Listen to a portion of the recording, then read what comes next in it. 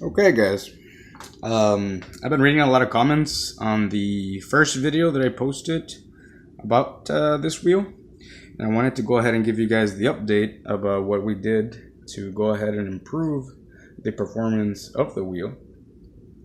I got a lot of comments asking me about torque and whether or not it actually works. So I wanted to show you guys some of my already made work that I've thrown on this wheel. And like I said, a couple of the upgrades that I've done to the wheel itself.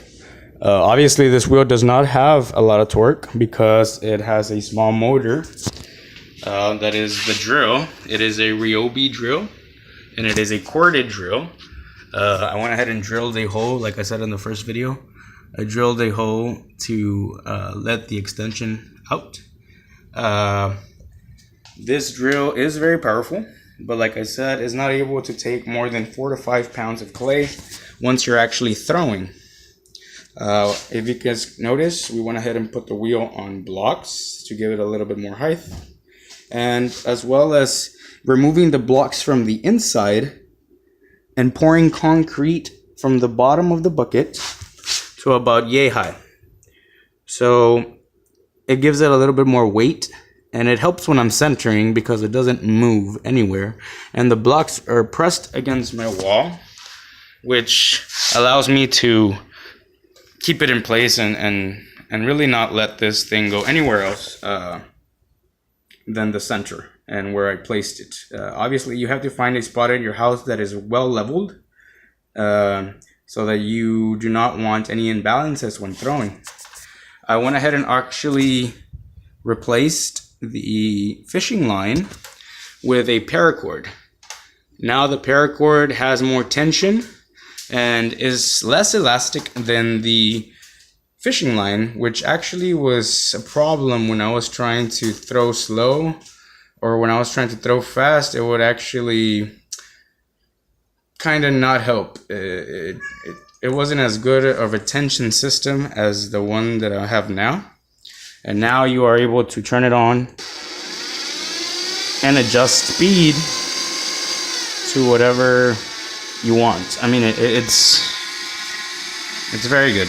But obviously, if you're throwing or if you're centering, you do want a lot of speed. And because of the blocks and the weight of the wheel, your clay really has nowhere to go other than up, or wherever it is that you want to shape it. So the wheel is functional. We went ahead and made some upgrades to the splash pan itself. I went ahead and JB welded a small little, made that small bevel here to prevent the water from actually getting into the drill itself. So it actually helps with that a lot. Another upgrade that we made is to the actual wheel head itself. I went ahead and took this threaded bar that I purchased at Lowe's for about $5, and I grinded off a piece and went ahead and drilled it. Well, at first I shaped it to a drill bit size, and then I went ahead and drilled it onto the wheel head itself. So it had to be shaped like a bit in order to fit on the drill itself.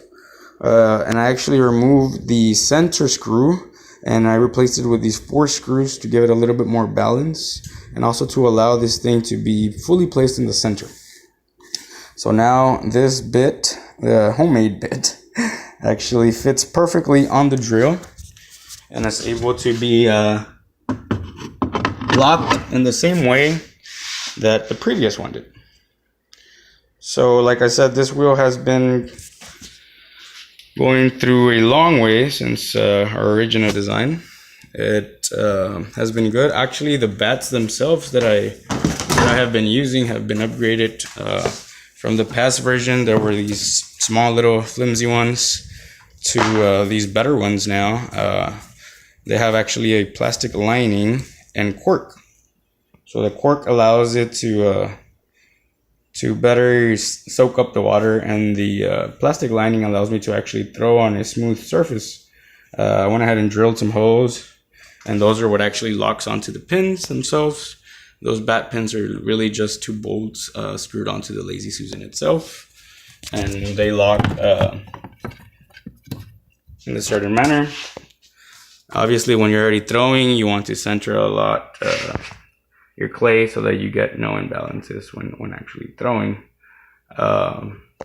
But work that I've made has been, these are pots that I've made about a couple weeks ago. They're drying right now, and these are already bisqued and glazed.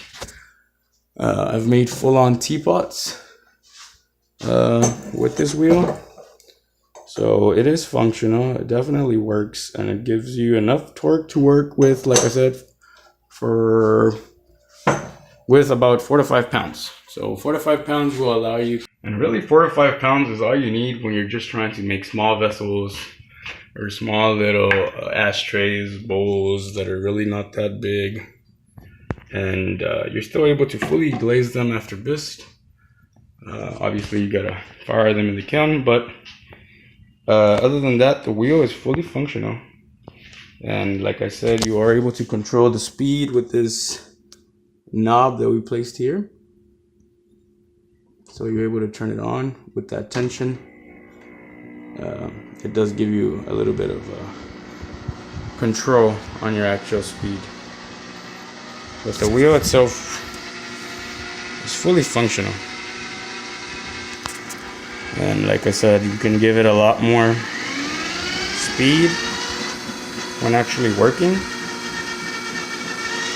And it really won't go anywhere. It has nowhere else to go.